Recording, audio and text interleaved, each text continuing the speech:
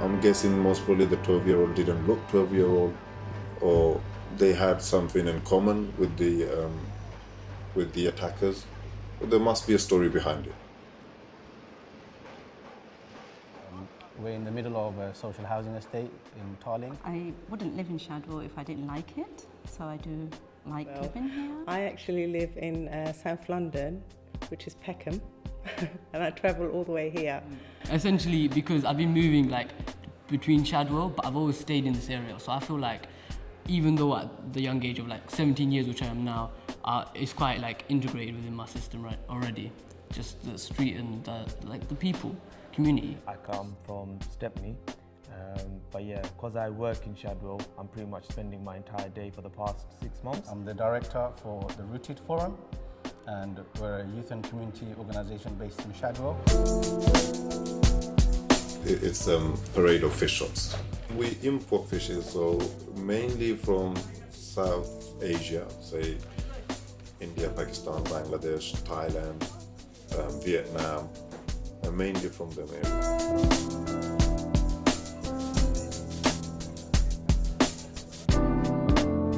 Barbers, they know the regular customers, so they know who's a businessman, they know who's a local person, and they know who drug dealing or whatever it is.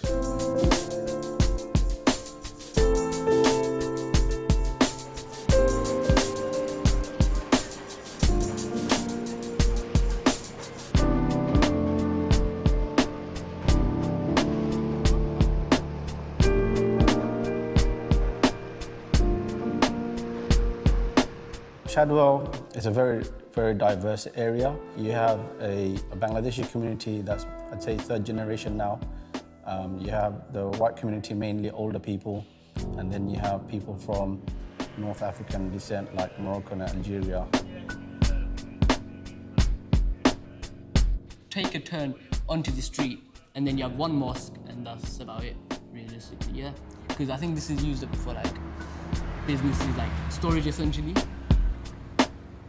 People are finding these machetes and stuff, and I think that's because the people who are hiding it, before they were bad, obviously, but they were smart about what they were doing, I'd say. Now it's just you have the dumb people just chucking it in bushes, and they will think, oh, I'll come back later. But then other people find it, kids find it, and then it gets really bad.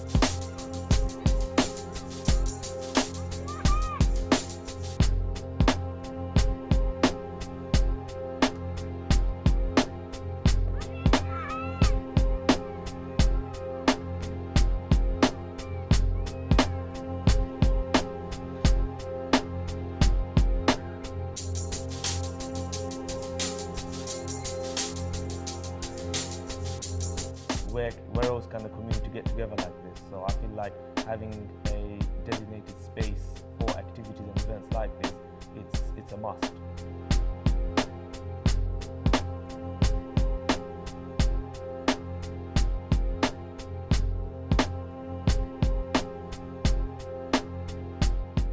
I've homeschooled all of my kids. We're happy here, you know, because most of the time, like, you don't get halls and outside areas for kids. Here we're just lucky. We've got everything, even a kitchen.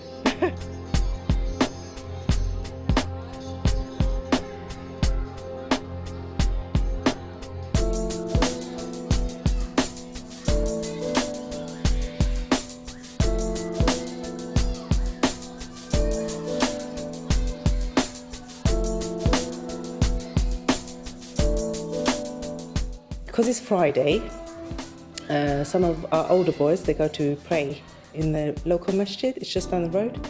And the boys are confident to go there. It's just literally a couple of steps away from the centre. After prayer, they were walking back to the centre and they were chased with a knife. They're only like 11, 10-year-old boys. Normally the community is friendly, you know, we know the people. I'm Bengali myself. You know what, sometimes you feel like, oh, they're not going to do anything about it, you know. But it's something serious, it's our kids. You know, it's local people, local young boys.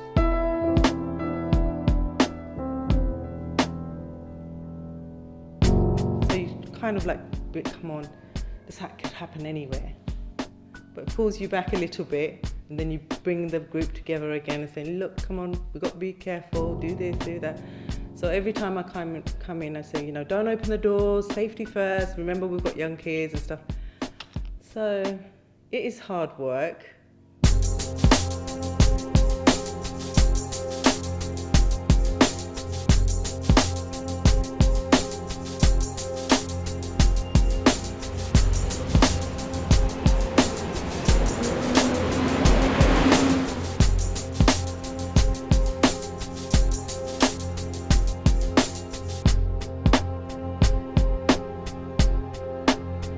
Before it was okay, like, yeah, no trouble, nothing like that.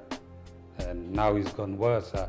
So many druggy people there. There have been confrontation and between homeless people and drug dealers. My group of friends are quite familiar with that stuff. Any of it, the knife crime, the drugs, as there is quite a high level of drug taking, selling, there's a lot of that, and it happens quite a lot in Shadwell. It's not safe in Market Street.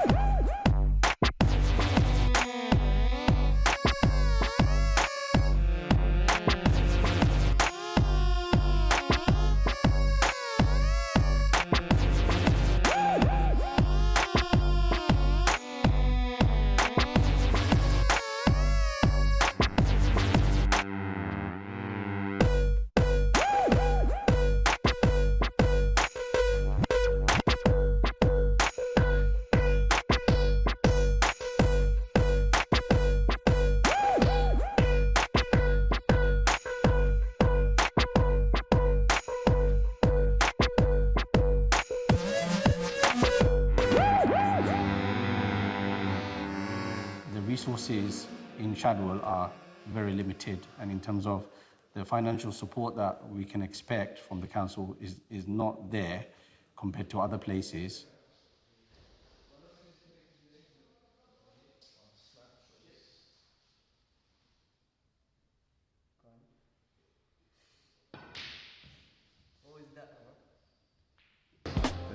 I've seen non-Asian or non-specifically non-Bengali on Bengali violence, and over the years that's changed now.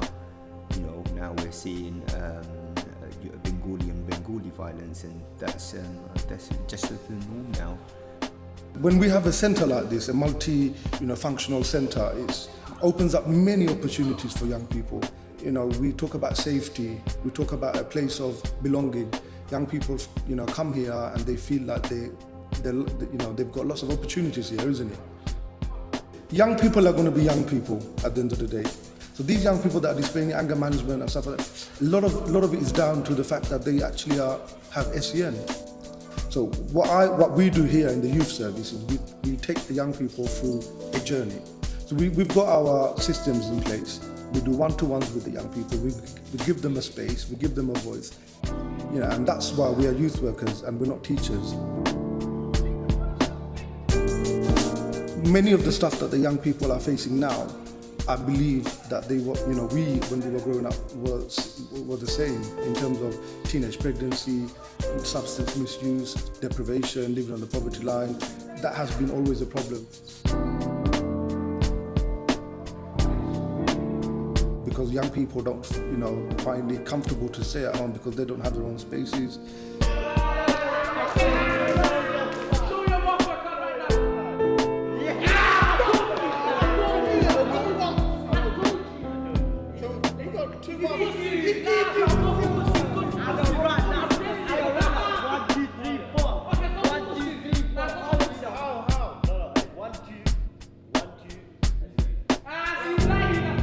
We're in a situation where we have a centre, we have the young people that are attending, but we don't have the correct funding to back the work that we want to do. But I have the passion, I have the enthusiasm, so I try to make do with whatever we have. But we're not miracle workers, we're not superheroes, so we can only do so much. So I think this is where we are at the moment. The problem still exists. I think it might have it might have become a bit more serious. But to tackle it, we need the correct resources in place. Youth work has always been about not being the dad or the uncle or the brother. You know, you want to be a youth worker. You want to be advocating for young people. Young people find comfort in coming and approaching you, and they're benefiting from those positive diversionary activities and that sense of role model.